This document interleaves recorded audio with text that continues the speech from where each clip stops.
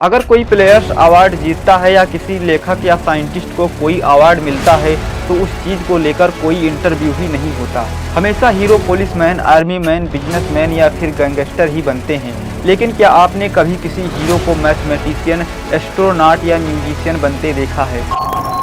नमस्कार दोस्तों, अगर आप किसी स्कूल या कॉलेज के स्टूडेंट हैं और मैं आपसे पूछूं कि आप अपने जीवन में क्या बनना चाहते हैं, तो मैं गारंटी से यह कह सकता हूं कि ज़्यादातर लोगों का जवाब यही होगा, डॉक्टर, इंजीनियर, एमबीए या फिर सरकारी नौकरी।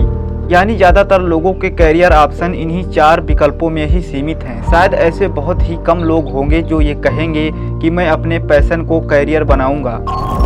दोस्तों, कहते हैं फिल्में समाज का आईना होती हैं, क्योंकि फिल्मों में जो दिखाया जाता है उससे कहीं ना कहीं हमें सीख मिलती है और हम उससे प्रभावित भी होते हैं। साल 2009 में एक फिल्म आई थी 3 इडियट, जो कि ब्लॉकबस्टर फिल्मों में से एक रही है।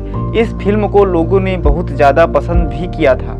इस फिल्म में एक सीन था जो कि मुझे आज भी याद है कि पढ़ाई इसलिए मत करो कि सफल बनो, पढ़ाई इसलिए करो ताकि खुद को बेहतर बना सको। किसी महापुरुष ने कहा है कि कामयाब होने के लिए नहीं, काबिल होने के लिए पढ़ो।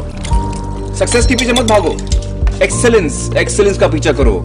सक्सेस झक मार के तुम्हारे पीछे आएगी। यानी इस फिल्म में जो मैसेज दिया गया था वह तो सबको समझ में आ गया, लेकिन किसी ने इम्प्लीमेंट नहीं किया।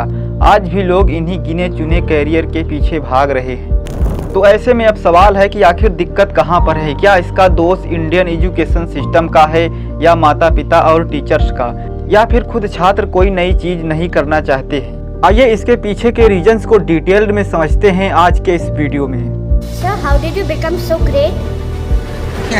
How did I become so great? That's the question. Well, so I personally believe you must have a dream. Say, I must have a dream. I must have a dream. I must continuously acquire knowledge. I must continuously acquire knowledge. Hard work, Hard work and perseverance. and perseverance. One should not be not afraid of problems.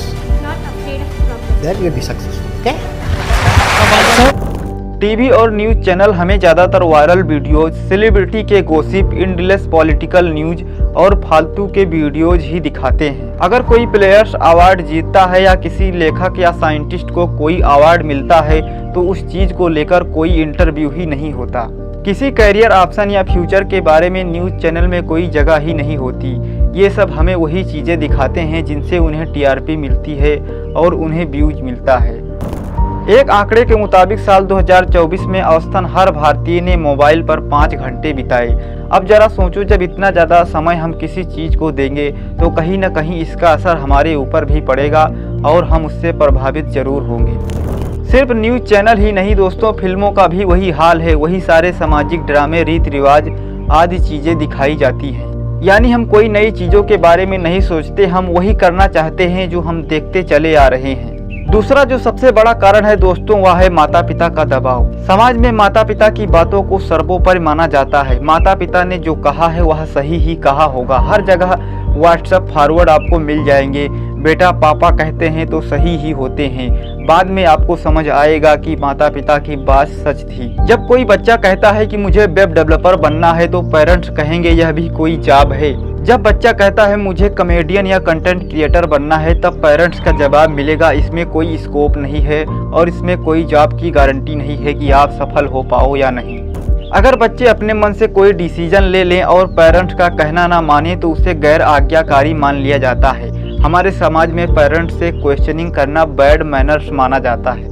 लेकिन दोस्तों, यहाँ पर एक सोचने वाली बात है कि क्या हर पेरेंट सचमुच हर चीज़ जानते हैं? अगर ऐसा होता तो दुनिया का हर बच्चा जीनियस होता, लेकिन शायद ऐसा नहीं है। और इस तरह की सख्त पेरेंटिंग का नतीजा यह निकलता है कि बच्चों से सवाल पूछा नहीं जाता कि वह क्या करना चाहते हैं। पेरेंट्स खुद डिसाइड कर देते हैं कि तुम्हें यूपीएससी क्लियर करना है या फिर तुम्हें एमबीए करनी ही है। रिसर्च कहती है कि इस तरह की पेरेंटिंग बच्चों का कॉन्फिडेंस और डिसीजन मेकिंग एबिलिटी को ख़त्म कर देती है। बच्चे सवाल पूछने से डरते हैं और रिस्क लेने की हिम्मत भी खो देते हैं। इसके पीछे का तीसरा जो सबसे बड़ा कारण है दोस्तों, वह है इसके पीछे की मनोवैज्ञानिक भूमिकाएं। मनोविज्ञान की पहली भूमिका है कंफर्मिटी बायस। कंफर्मिटी बायस का मतलब है भीड़ या समूह के दबाव में आकर किसी चीज को सही मान लेना या वैसा ही करना जैसा बाकी लोग कर रहे हैं, भले ही आपको वह चीज गलत क्यों ना लगे। मनोविज्ञान में इस चीज के ऊपर साल 1950 में एक एक्सपेरिमेंट किया गया था, अश कंफर्मिटी एक्सपेरिमेंट, जो कि बहुत ही ज्यादा मशहूर भी है, जिसमें कुछ लोगों के समूह में एक आसान सा सवाल पूछा जाता है। उस समूह में असल में सिर्फ एक ही प्रतिभागी था, बाकी सब एक्सपेरिमेंट करने वाले ही लोग थे और जो कि जानबूझकर गलत जवाब दे रहे थे। जब असली प्रतिभागी ने देखा कि बाकी सब एक जैसा जवाब दे रहे हैं, तब उसने भी वही जवाब दे दिया जो कि गलत था, सिर्फ इसलिए क्योंकि वह अलग नहीं दिखना चाहता था। मनोविज्ञान की दूसरी भूमिका है एम्बिग्यूटी इफेक्ट। इसमें लोग ऐसे विकल्प को चुनने से बचते हैं जिसमें नतीजा यानी कि आउटकम स्पष्ट या निश्चित नहीं होता है। पिछले साल 2024 में यूपीएससी में लगभग 9,92,000 लोगों ने अप्लाई किया था, जबकि अंतिम रूप से 1009 कैंडिडेट ही सिलेक्टेड हुए थे। यानी यहाँ पर सिलेक्शन रेशियो अगर देखा जाए तो लगभग 0.1% ही है। हाल ही में एसएससी फेज 13 एग्जाम को ही देखिए। इस परीक्षा के लिए लगभग 29,40,000 लोगों ने आवेदन किया था, जबकि वैकेंसी 2,430 पदों के लिए ही थी। यानी इस हिसाब से सिलेक्शन रेशियो देखा जाए तो लगभग 0.08% ही होगा। इतनी कम पॉसिबिलिटीज होने के बावजूद भी ज्यादातर लोग सरकारी नौकरी को ही ज्यादा महत्व देते हैं। इसके पीछे का रीजन सिंपल है, क्योंकि लोग सोचते हैं कि यहाँ पर आउटकम निश्चित होता है। लोग उसी चीज को ज्यादा महत्व देते हैं जहाँ पर नतीजा फिक्स होता है, चाहे वह भले ही बहुत कम क्यों ना हो। चौथा जो इसके पीछे का सबसे बड़ा कारण है दोस्तों, वह है हमारे स्कूल कॉलेज की भूमिका। सरकारी स्कूलों की हालात तो आप जानते ही हैं, वहाँ पर बहुत सारी बेसिक सुविधाएं भी नहीं मिल पाती, और इतना ही नहीं, इन्हीं सब वजहों से लोग सरकारी स्कूलों में अपने बच्चे को लगभग भेजना भी बंद कर रहे हैं। वहीं प्राइवेट स्कूलों में यूनिफॉर्म, अनुशासन, महंगी महंगी किताबें, पनिशमेंट को ही ज़्यादा महत्व दिया जाता है। क्रिएटिविटी और एक्सपोजर की जगह बच्चों से सिर्फ आज्ञाकारिता ही मांगी जाती है। मैथ में सांख्यिकी पढ़ाया जाता है, लेकिन कोई भी टीचर इसके बारे में डिस्कस नहीं करता होगा कि आप सांख्यिकी विद बन सकते हैं, जिसकी सैलरी लाखों में होती है। स्कूलों में बायोलॉजी पढ़ाया जाता है, लेकिन रिसर्च साइंटिस्ट या बायोटेक्नोलॉजी कैरियर के बारे में बहुत ही रेयरली डिस्कस किया जाता होगा। यानी स्कूल कॉलेज हमें नॉलेज तो देते हैं, लेकिन कैरियर पर्सपेक्टिव से नॉलेज बहुत ही कम दिया जाता है। केन रॉबिन के मशहूर टेड टॉक में कहा गया था कि हम बच्चों की क्रिएटिविटी को मार रहे हैं। तो आखिर में दोस्तों अब इसका समाधान क्या है? इस समस्या को लेकर स्टूडेंट की जो भूमिकाएं हैं वह है वायरल वीडियोज पर टाइम वेस्ट करना बंद करें। स्टूडेंट को चाहिए कि वो खुद रिसर्च करें। National Geographic, Netflix documentaries, research based YouTube channels, unconventional career option को एक्सप्लोर करें, जैसे graphic design, AI, space research, content creation जैसी नई चीजों को सीखें और उनको फॉलो करें। इस चीज को लेकर पेरेंट की भूमिका यह है कि स्ट्रिक्टनेस को छोड़ें, एक्सपोजर बढ़ाएं।